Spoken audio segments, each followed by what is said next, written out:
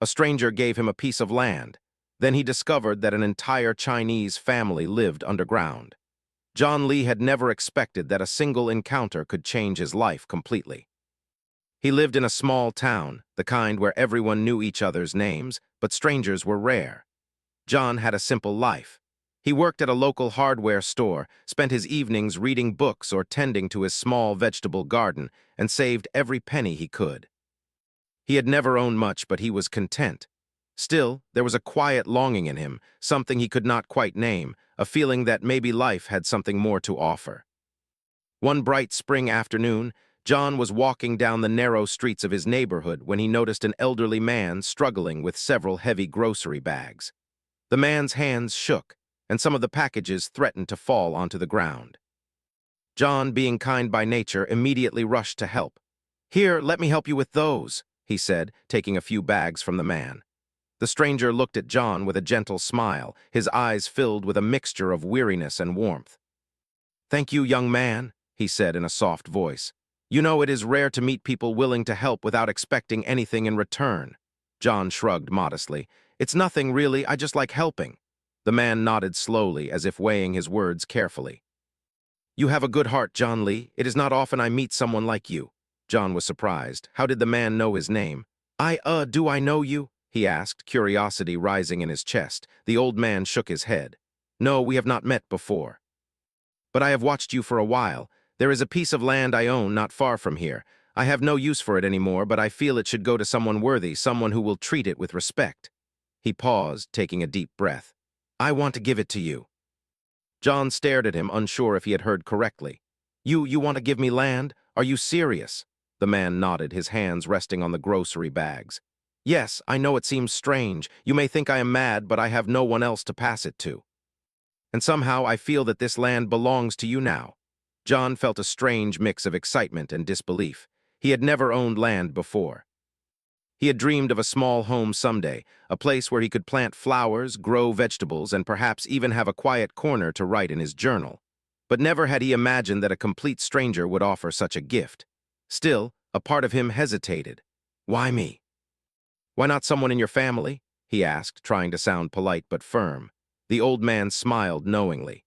"Sometimes the right person is not always the one we expect. Trust me, John, this land will bring you experiences you could never imagine. I can feel it." After a moment of silence, John finally nodded. "If you really want to give it to me, I will accept. Thank you." The old man handed him a small envelope, worn and yellowed with age. Inside was a simple document, proof that the land now legally belonged to John. "Take care of it," the man said softly, "and perhaps one day it will take care of you." John felt a shiver run down his spine. He had never believed in fate, luck, or signs, but something about this moment felt significant. It was as if the universe had opened a door for him, one he had not even known was there. Over the next few days, John could hardly stop thinking about the land. He imagined all the possibilities. Maybe he could build a small cottage there. Or perhaps start a garden full of flowers, vegetables, and herbs. Maybe even invite neighbors for small gatherings. The ideas made him smile. When the weekend arrived, John decided to visit the property. It was located at the edge of town, past a row of tall oak trees, along a dirt road that few people traveled. As he approached, he noticed that the land looked untouched for years. Weeds and grass grew thickly, and the old fence was partly broken. It looked almost wild, like nature had taken it back. John didn't mind. He felt a strange sense of peace standing there, breathing in the fresh air, listening to birds singing in the trees. He imagined clearing a small patch to plant vegetables, building a little shed, and perhaps even carving a walking path through the overgrown grass. He spent hours walking through the land, touching the bark of old trees, stepping over stones and roots, feeling the earth under his feet. Each step seemed to fill him with a quiet energy he could not explain. Something about this place felt alive, almost as if it had been waiting for him. That evening, as he returned home, John couldn't stop thinking about the gift. The old man's words echoed in his mind. "Perhaps one day it will take care of you." What did he mean by that? Was it just a poetic way of saying he would enjoy the land, or was there something more mysterious at play? Over the next few weeks, John visited the land frequently. He cleared small patches of weeds, marked spots where he could plant vegetables, and even made a small bench under the shade of an old oak tree. Each day he discovered small wonders, an unusual flower growing in the corner, a perfect stone shaped like a heart, and even a quiet stream that trickled along the edge of the property. It felt like the land was rewarding his care with tiny gifts of its own. John began to feel a deep connection with the land, almost like it was a living entity. He spoke to it, sometimes aloud, sometimes in his thoughts, sharing his dreams and worries. "I hope I can make this place beautiful," he whispered one evening, sitting on his small bench. "I hope it becomes more than just land. I hope it becomes home." Then, one afternoon, while exploring a section he hadn't touched yet, John noticed something unusual. A patch of earth looked slightly different from the rest, denser, almost like someone had pressed it down repeatedly. Curious, he knelt and brushed away the dirt. Beneath it, he found a small metal handle barely visible under the soil. His heart skipped a beat. What could this be? He tugged gently at the handle, and to his surprise, it gave way.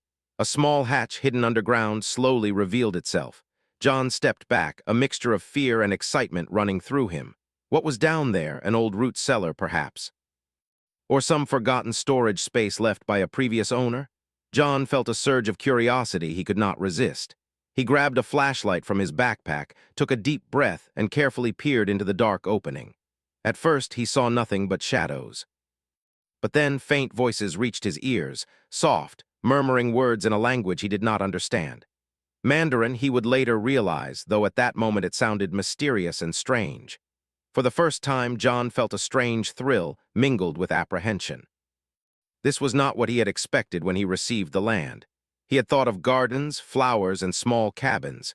He had never imagined a secret hidden underground. But something in him told him not to run.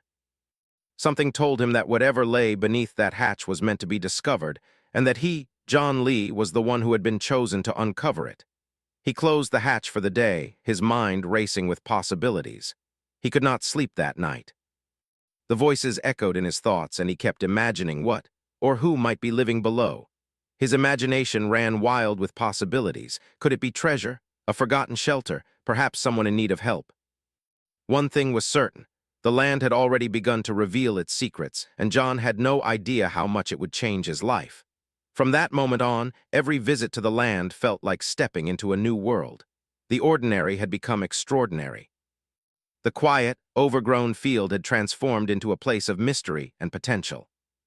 And John, a simple man with a modest life, felt that he was on the edge of an adventure he could never have imagined. An adventure that would test his courage, his compassion, and his understanding of what it meant to truly discover something hidden in the world. The next morning, John could hardly eat breakfast. His thoughts kept drifting back to the strange hatch he had found the day before. What had he heard?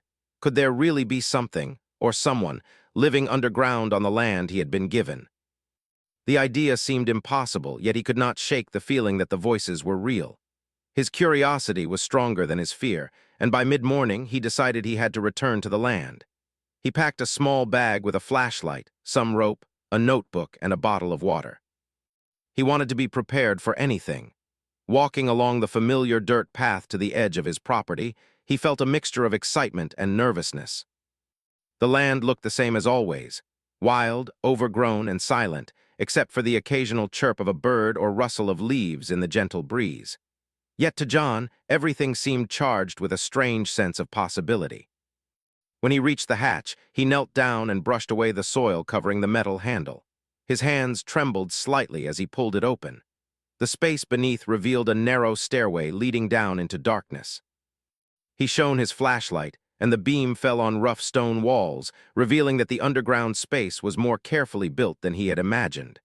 Step by step, John descended, the sounds of the outside world fading behind him. He felt a strange mixture of fear and anticipation.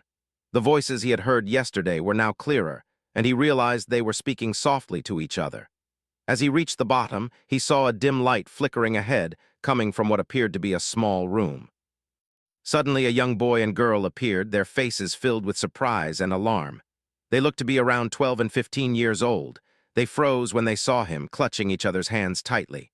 Who are you?" the boy asked in broken English. John raised his hands slowly. I'm John. I didn't mean to scare you. I found this hatch on my land and I heard voices. I wanted to see if anyone was here and I didn't know anyone lived down here. His voice was calm, gentle, and careful. The children exchanged a glance and then ran toward a doorway, disappearing quickly. John's heart raced. He could hear footsteps approaching from the other side, heavier this time. Soon, a middle-aged man and woman appeared. Their faces were lined with worry, but their eyes were cautious and wary. We didn't expect anyone," the man said slowly in accented English. Why are you here?" John took a deep breath. I own the land. A man gave it to me. I didn't know anyone was living here. I only wanted to know who was here and if you were safe." The woman's eyes widened. She stepped forward, shielding the children behind her. You are the owner. This land, it is yours." "Yes," John replied. "I had no idea this place was here. I'm not here to hurt anyone. I only want to understand. Can we talk?" After a long pause, the family relaxed slightly. The man, who introduced himself as Mr. Chen, motioned for John to sit on a small wooden bench near the wall. The woman, Mrs. Chen, whispered to the children to stay calm. Then she turned to John. We have lived here for many years. We cannot live above ground. It is too dangerous for us." John was puzzled. "Dangerous? Why? What happened?" Mr. Chen sighed deeply. "We came from China many years ago. We came for work to give our children a better life. But we had problems with the papers, and we could not find a safe place. We built this underground home to survive. We cannot go out openly because we might be sent away." John listened carefully, trying to understand. The family explained that they had constructed a series of rooms underground over the years. There was a small kitchen, a living area, sleeping quarters, and even a study corner where the children did their homework by candlelight. They had learned to live quietly, conserving energy, avoiding attention, and making do with what they had. "It must be very difficult for you," John said gently. "You have done this all alone?" Mrs. Chen nodded. "Yes, we had to protect our children. We had no one to turn to. We could not ask for help. We had to survive." John's heart ached. He had never imagined the hardships some people faced in silence. Here was a family living in darkness, away from the world, risking everything to stay together and safe. He felt a surge of empathy, a desire to help. Can I help you?" John asked carefully. "I own this land now. Maybe there is a way I can make this easier for you, safer or better." The family looked at each other, unsure. Finally, Mr. Chen spoke. We do not know if you can. The world is not safe for us. We have tried many times. People do not understand, but you are kind. You are different." John smiled gently. "I will do what I can, I promise." The next few hours were spent in careful conversation. John learned about their daily routines, the systems they had set up to survive, and how they managed to hide from neighbors and authorities. It was astonishing. They had created a functional life underground in a way that no one else could imagine. As the evening approached, John decided to leave, promising to return the next day. He climbed the stairs slowly, leaving the family in their underground home, his mind swirling with thoughts. He had never expected to find an entire family living beneath the land he had been given. It was a story that seemed impossible, yet it was true, right in front of him. When he got home, John could not stop thinking about the Chen family. How had they survived all these years? How had they managed to keep their lives hidden? He realized that he had stumbled into something far bigger than a simple piece of land. He had discovered a secret world, hidden beneath the ordinary. The following days, John visited the family regularly. He brought food, blankets, and other supplies he thought could make life a little easier. He learned small details about their lives, their dreams, and the fears that had kept them hidden for so long. The children, initially shy and wary, began to warm up to him. They asked questions about the world above, about school, and about life outside their underground home. John answered as honestly as he could, careful not to frighten them, but eager to give them hope. One afternoon, while the children were playing a quiet game of cards, Mrs. Chen confided in John. "We have been here for so long, sometimes we forget what it is like to live freely. We do not know how it will feel to walk in sunlight without fear." John nodded. "One day that will happen. I will help you. I will make sure you can live safely above ground." Mr. Chen smiled faintly. "You are very kind. We never expected this. No one has ever offered us help before. Most people would have called the authorities immediately." John shook his head. "No, you are people like me. You deserve safety, respect, and a chance to live without fear. That is what matters." Days turned into weeks, and John's bond with the family grew stronger. He realized that the land he had received was far more than a gift. It was a responsibility, an opportunity to change lives. The Chen family had survived underground for years, and now, with his help, they had a chance to step into the sunlight and the world above. Yet, despite the growing trust, there was still a tension in the air. The family's fear of discovery remained, and John knew he had to act carefully. He could not allow neighbors or authorities to learn about them too soon. They needed a plan, one that would keep them safe while helping them adjust to life above ground. One evening, as John sat with the family around a small lantern, he noticed the children laughing softly at a story their mother was telling. The sound was warm, comforting, and almost magical. It reminded him why he had decided to help them. This family, hidden underground, had created a world of courage, resilience, and love, and now it was his turn to protect that world. John made a silent promise that night. No matter what challenges came, he would help the Chen family live openly and safely. He would find a way to make the world above as safe as the world they had built underground. And he knew, deep in his heart, that this was only the beginning of an extraordinary journey, one that would test his patience, courage, and compassion in ways he had never imagined. The land that had seemed ordinary at first was now alive with stories, secrets, and potential. And John, a simple man with a quiet life, was about to become a guardian of something extraordinary, a hidden family who had survived against all odds, waiting for a chance to live freely once more. As the days passed, John became more involved in the Chen family's lives. Each morning, he would walk to his land with a small bag filled with food, clothes, and other supplies.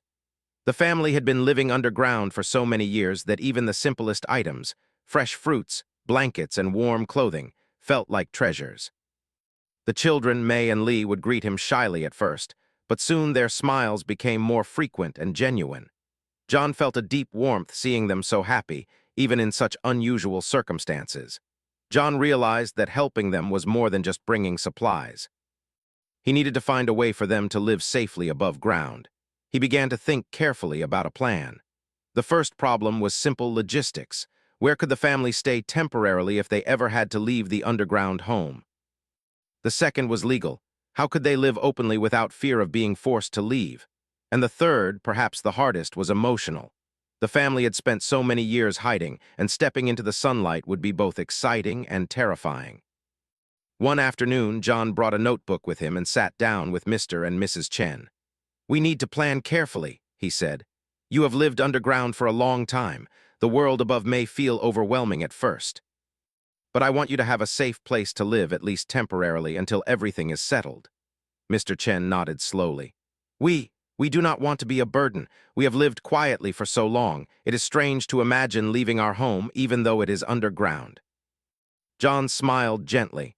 "You are not a burden. You are human beings who deserve safety. We will find a solution together." He suggested contacting a local charity organization that helped families in need.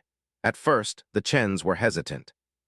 They had been invisible for so long that the thought of asking for help made them anxious. But John reassured them that he would guide every step and that no one would judge them for their situation. Slowly, they agreed. Over the next few days, John helped the Chens fill out forms and gather identification documents. He accompanied them to meetings with social workers, carefully explaining their story without revealing too many details that could put them at risk. Each step felt like a victory, small but meaningful, and John could see a sense of hope growing in the family. Meanwhile, John also began to think about practical improvements to the underground home. He brought better lighting, extra blankets, and some basic furniture. He installed small shelves and hooks to help organize the space. The children were fascinated by the changes, and Mrs. Chen smiled as she finally had a proper place to store cooking supplies and books. The home remained hidden from the outside world, but now it was cleaner, brighter, and safer.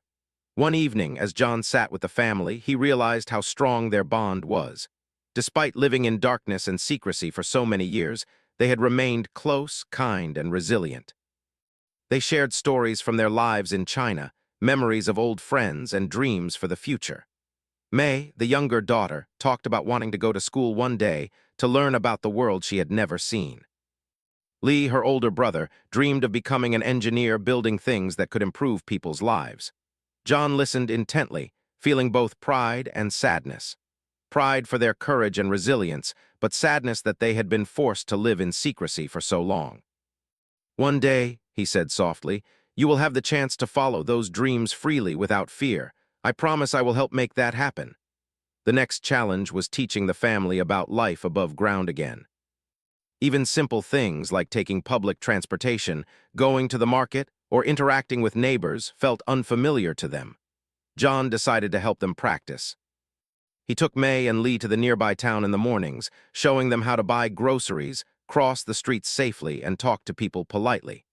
The children were nervous at first, but gradually they began to adapt. May laughed when she accidentally dropped a bag of apples, and Lee felt proud when he successfully paid for a loaf of bread on his own. Mrs. Chen observed quietly, her eyes shining with tears. "It is strange," she said. "We have lived so long in hiding. Everything seems new and bright, almost too bright, but it is beautiful." John smiled. "The world above can be overwhelming, but it can also be wonderful. You deserve to experience it fully." Despite the progress, there were moments of tension and fear. The family worried about neighbors noticing changes to the land, or authorities discovering their underground home. John understood their fears and worked carefully to minimize attention. He cleared weeds, fixed fences, and built a small shed to cover the hatch entrance. Everything was done quietly with thought and care, so the family could continue their life underground safely until the time was right to move above ground completely. As the weeks passed, John noticed something remarkable. The family was changing, not just learning about life above ground, but gaining confidence and hope. May began to speak more openly, asking questions about school and books. Lee started helping John with small repairs on the land, learning tools and skills he had never imagined using. Mrs. Chen began to enjoy small walks above ground, marveling at the flowers and trees that she had only glimpsed from the hatch entrance. Mr. Chen, too, smiled more, his shoulders less tense, as he shared stories about his youth and dreams for the future. John realized that his role was not just as a helper, but as a bridge between two worlds, the hidden world underground and the life they could finally live above ground. It was a delicate balance, requiring patience, empathy, and careful planning. Each day, he learned more about the family, their resilience, and the hidden strength that had kept them alive through so many years of fear and secrecy. One afternoon, as John sat on the bench outside, he noticed a neighbor walking nearby. His heart skipped a beat. The neighbor paused, looking at the land curiously. John quickly waved and smiled, pretending he was tending to his garden.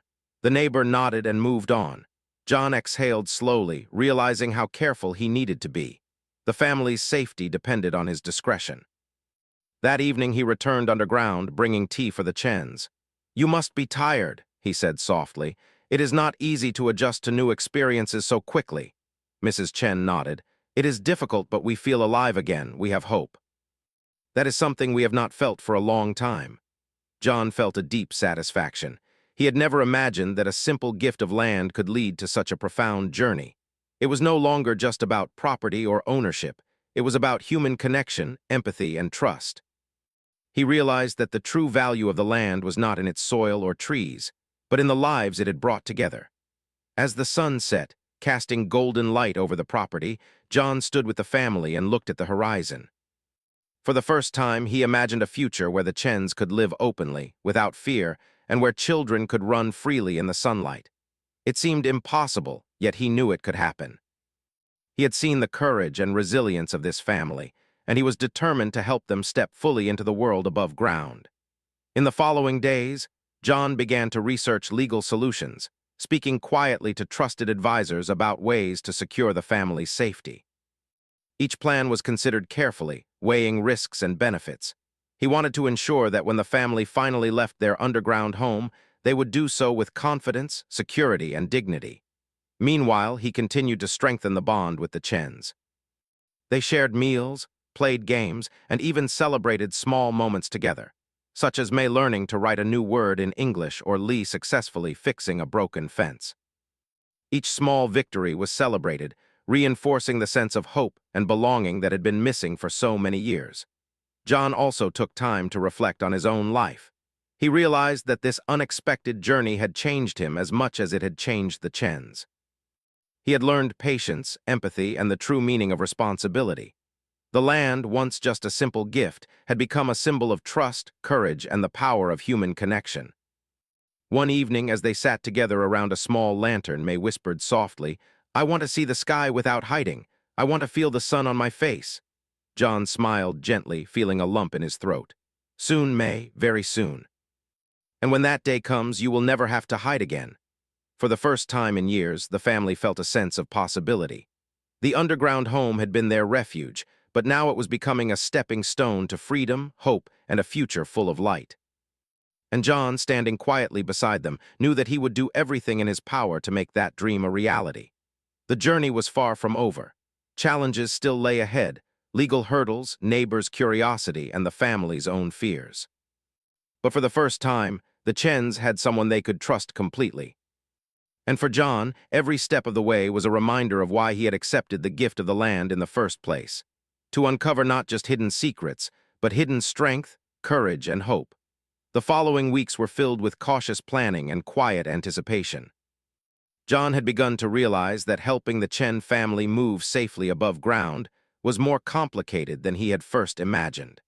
While he had secured temporary support from a local charity and arranged some legal guidance, there were still challenges he could not control.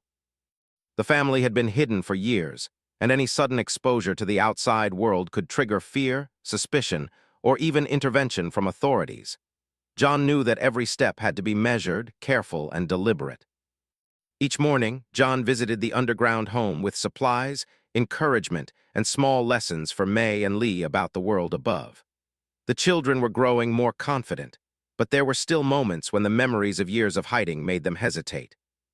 Even stepping outside the hatch for a few seconds made them flinch, their eyes scanning for signs of danger. John would gently reassure them, speaking softly, "It is safe now. You are not alone. I am here with you." Mr. and Mrs. Chen, too, carried an invisible weight of anxiety. Every decision about leaving the underground home, no matter how small, came with worry. They had lived in secrecy for so long that even ordinary life above ground seemed frightening. "We feel strange," Mrs. Chen admitted one afternoon as she wiped her hands on a towel. "It is not that we are afraid of the world, but we have forgotten how it feels to be seen." John nodded, understanding her completely. "It is okay. You are not rushing into anything. We will take it one step at a time." Despite these emotional challenges, progress continued. John helped the family arrange clothing, shoes, and daily essentials for life above ground. He even built a small storage area near the hatch to keep items safe yet accessible. May and Lee were fascinated by the clothes and toys John brought, small things that most children took for granted. They laughed quietly as they tried on shoes and jackets, their laughter echoing softly in the underground home, bringing warmth and light to a space that had been dark for so long. However, John knew that practical preparation was only part of the battle. The next challenge was gaining trust and acceptance from the outside world. Neighbors, local authorities, and the public could pose risks if they discovered the family's underground life prematurely. To address this, John sought advice from a trusted social worker who specialized in helping families in unusual or difficult situations. Together, they crafted a plan to gradually introduce the Chens to the outside world in ways that were safe and non-threatening. One morning, John led Mr. and Mrs. Chen, along with May and Lee, on a short walk outside the property's perimeter. They kept to quiet streets and avoided crowded areas. The children clutched their parents' hands tightly, but they smiled as they felt the sun on their faces for the first time without fear. May's eyes sparkled as she touched a flower growing along the sidewalk. "It is so beautiful," she whispered. "I never knew flowers could be this bright." Lee, who had always been quiet and cautious, looked around with curiosity. "Everything is bigger than I imagined," he said softly. "The sky, the trees, it is like another world." John smiled. "This is only the beginning. One day you will explore the world without fear, and it will feel normal. You just have to take it slowly." Back at the underground home, John began preparing documents to present to the local authorities. He wanted to ensure that the Chen family could live openly above ground without fear of eviction or legal trouble. Gathering identification, proof of residency, and affidavits, John carefully compiled everything with the help of the social worker. It was a slow process, requiring patience, persistence, and careful attention to detail. Then came the day when a minor incident reminded John of the risks they faced. A neighbor, curious about the frequent trips John made to the property, approached him cautiously one morning. "What are you doing on that land?" the neighbor asked. "I've seen you going there every day and you never seem to be building anything." John's heart raced, but he remained calm. "I am caring for the land," he said. "It is part of my property and I'm making some improvements." "That's all?" The neighbor raised an eyebrow but said nothing further and walked away. John exhaled in relief, realizing how delicate the situation had become. Even a single curious neighbor could jeopardize the safety of the family. He made a mental note to keep all visits quiet and discreet, and to continue preparing the Chens for life above ground carefully. Over the next few weeks, John introduced small routines to help the family adjust. He brought books and art supplies for the children, teaching them basic reading and writing exercises that helped them feel more confident. He helped Mrs. Chen practice navigating local markets and stores, explaining how to ask for help if needed. Mr. Chen learned how to use public transportation with John's guidance, gaining the confidence to venture beyond the property in small, controlled steps. Gradually, the family began to relax. Their laughter grew more frequent, and they shared stories of their dreams for the future. May dreamed of attending school and making friends, while Lee hoped to learn carpentry and build things that could help others. Mr. and Mrs. Chen spoke of simple joys, walking in the sunlight, visiting a park, or buying fresh fruit from a market. Every small step was a victory, and John celebrated each one alongside them. But the challenges were far from over. One afternoon, John received a call from a local official who had heard rumors of an unusual situation on his land. John explained that he was assisting a family in need, without revealing too much detail, and promised full cooperation. The official seemed skeptical but agreed to meet at a later date to discuss the matter further. John knew that when the time came, he would need to protect the family while ensuring that authorities understood their story and intentions. As the days passed, John continued to work quietly, balancing the family's emotional needs with practical preparation. He reinforced the underground home, added more secure entrances, and created hidden pathways that allowed the family to move safely without being noticed. He also began teaching the children small life skills, cooking simple meals, cleaning, and organizing their belongings. Each lesson, no matter how small, was designed to build confidence and independence. One evening, as they sat around a small lantern, Mrs. Chen spoke softly. "We have lived in darkness for so long, and yet now we feel light, not just the sunlight, but the hope. We never imagined it would feel like this." John nodded, feeling a deep sense of satisfaction. "You have survived so much, and now it is time to live fully. I will help you every step of the way." The family smiled, their faces illuminated by the gentle glow of the lantern. For the first time in years, they felt a sense of possibility, a future where they could walk freely, live safely, and pursue their dreams without fear. However, John knew the biggest challenge was yet to come, the formal introduction to authorities and neighbors.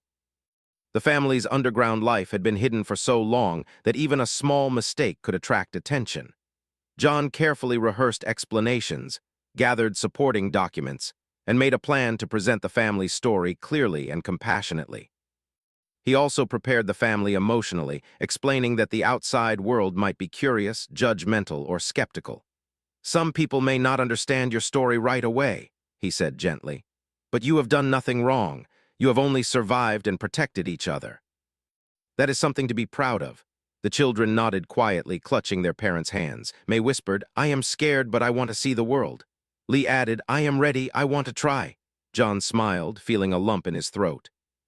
Courage was not the absence of fear, he knew, but the willingness to face it. And this family, hidden underground for so many years, was demonstrating extraordinary courage every day. Over the next few weeks, the process continued. John met with officials, worked with social workers, and ensured the family had all the necessary documentation. He also made small improvements to the underground home to make it safer and more comfortable during the transition period. Every action was deliberate, careful, and aimed at protecting the family while preparing them for life above ground. Finally, the day arrived when John felt confident that the family could safely step into the world above. He led them to the hatch, and together they climbed the stairs. The sun shone brightly overhead, warming their faces and illuminating the land in golden light. May and Lee blinked repeatedly, adjusting to the brightness. Mr. and Mrs. Chen held each other's hands tightly, their eyes wide with wonder. John smiled softly. "Welcome to the world above ground. You are safe now. You can live freely." For a moment, the family stood in silence, taking in the sunlight, the trees, and the open sky. It was a world they had dreamed of for years, and now it was real. Tears ran down Mrs. Chen's cheeks as she whispered, We are free." John felt a profound sense of fulfillment.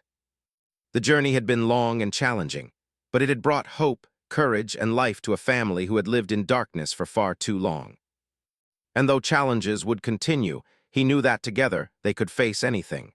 The moment the Chen family stepped into the sunlight was one they would never forget. For years, their lives had been confined to a hidden underground home, a place that had kept them safe, but also separated them from the world. Now, standing on the land John had given him, they felt an overwhelming sense of freedom, mixed with wonder, excitement, and a hint of fear. The warmth of the sun on their faces, the gentle breeze through the trees, and the wide open sky above them were almost too much to take in at once. John watched them quietly, a gentle smile on his face. He knew this moment was only the beginning. "Take your time," he said softly. "There is no rush. You have all the time you need to adjust." May's eyes sparkled as she looked around. She had never seen the world like this. The green leaves of the trees, the colorful flowers, and even the dirt beneath her feet felt magical. She ran a few steps, then turned and smiled at her brother. Lee laughed quietly, tentative at first, then more freely as he felt the sunlight on his back. "It's amazing," he said. "I never thought it would feel like this." Mrs. Chen wiped tears from her eyes, holding her children close. We can live like this now. We can walk freely, breathe the air, and enjoy the world. It is beautiful." Mr. Chen, usually quiet and serious, allowed himself a small, genuine smile. "We have survived so much underground, and now we can live openly without fear. It is incredible." Over the next few days, John helped the family settle into a small apartment arranged by the charity organization. It was modest but comfortable, with enough space for each member of the family. For the first time in years, they had private bedrooms, a kitchen above ground, and running water they did not have to conserve. The children were delighted with the little touches John had added: colorful curtains, a small bookshelf, and even a few toys that they had never imagined owning. Despite the comfort, the family still faced challenges. Simple tasks like grocery shopping, taking public transportation, and interacting with neighbors were new and sometimes intimidating. John guided them carefully, demonstrating how to ask questions politely, how to pay at stores, and how to navigate unfamiliar streets.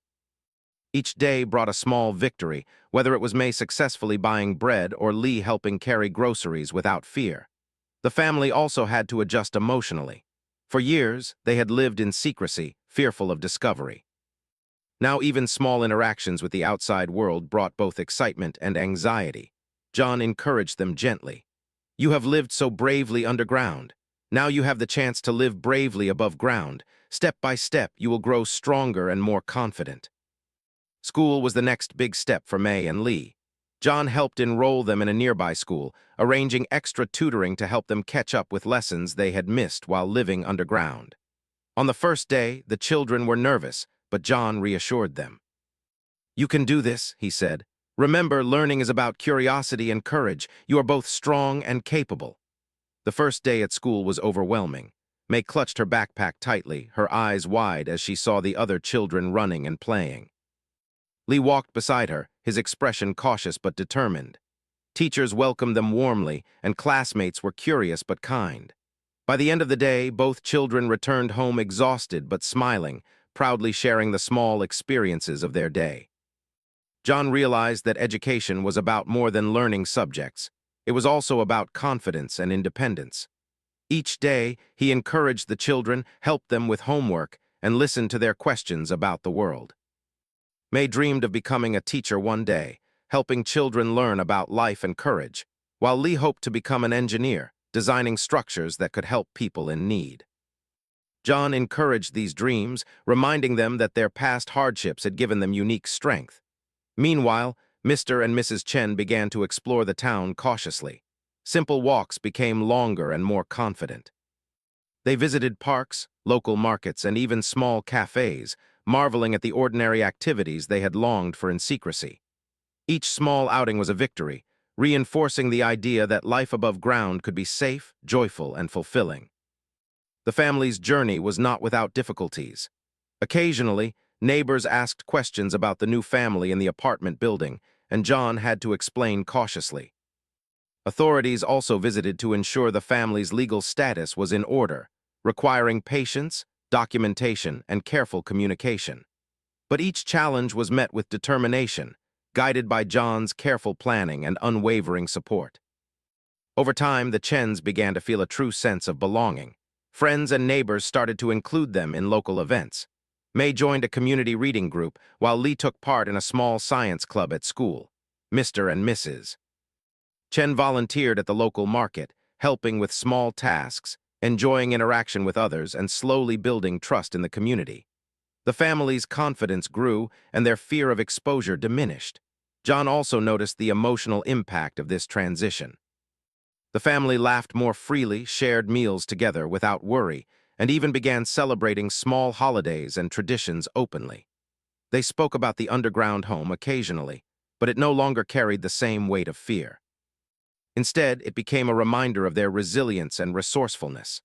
One afternoon, the family and John walked together to a nearby hill that overlooked the town. From this vantage point, the Chen family could see the world in its entirety, the streets, buildings, and open fields stretching as far as the eye could see. May and Lee ran ahead, shouting and laughing, enjoying the freedom they had longed for. Mrs. Chen held John's hand, tears glistening in her eyes. "Thank you," she whispered. "You gave us life again. You helped us step into the world without fear." John shook his head gently. "You did this yourselves. I only guided you. Your courage, your patience, and your love for each other made this possible. I am proud of all of you." As the days turned into months, the family continued to settle fully into life above ground. They explored the town, made friends, and became active members of the community. John watched with quiet pride as the family transformed, not just in their circumstances, but in their confidence, independence, and joy. The laughter of the children, once hidden underground, now filled the apartment and echoed through the streets. John also reflected on his own journey. The gift of land he had received from the stranger had led him to a family in need, teaching him lessons about compassion, courage, and the impact one person could have on another's life. The land had been more than soil and trees. It had been a bridge to hope, trust, and human connection. One evening, as the sun set over the town, John stood outside with the family, watching May and Lee play in the yard. Mr. and Mrs. Chen were chatting with neighbors, smiling and laughing freely. The warmth and happiness in the air was almost tangible. John realized that this journey, which had begun with a single act of kindness, had grown into something extraordinary. He thought of the elderly stranger who had given him the land. He had no way of knowing whether the man had understood the story that would unfold, but John felt certain of one thing. The land had been meant for this purpose, to bring together lives that needed hope, courage, and support. May ran up to John holding a small flower she had picked. "For you," she said shyly, smiling. "Thank you for everything." John accepted it with a smile. "Thank you for trusting me. This flower is just a small reminder of how far you have come, and this is only the beginning. Life has so much waiting for you." As night fell, the family gathered in their new home, sharing a simple dinner together. The atmosphere was calm, warm, and filled with gratitude. They spoke of dreams, future plans, and the freedom they now had to live openly. The underground home, once their entire world, was now a memory, a testament to survival, resilience, and the power of hope. John knew that life would continue to have challenges, but he also knew that the Chen family had the strength to face them. The fear of hiding, the anxiety of secrecy, and the hardships of survival had given them unique courage. Now, living above ground, they had the chance to build a life full of possibility, joy, and opportunity. As John stood on the small porch of their apartment building, watching the family laugh together under the stars, he felt a deep sense of fulfillment. The journey that had begun with a simple act of kindness, a stranger giving him a piece of land, had transformed lives, creating a bond that would last forever. He had learned that even the smallest actions could ripple into extraordinary outcomes, and that hope, courage, and human connection were the most valuable gifts of all. The Chen family, once hidden underground, now lived openly, freely, and joyfully. They had faced fear, hardship, and uncertainty, yet they emerged stronger, wiser, and full of hope. And John, standing beside them, realized that life had a way of revealing its true gifts in the most unexpected ways. In the quiet of the night, as the stars shimmered above, the family sat together, feeling safe, connected, and grateful. The underground home had been their refuge, but the world above was now their future, a future filled with sunlight, laughter, and endless possibility. And John knew, deep in his heart, that this story of courage, resilience, and kindness would stay with him forever.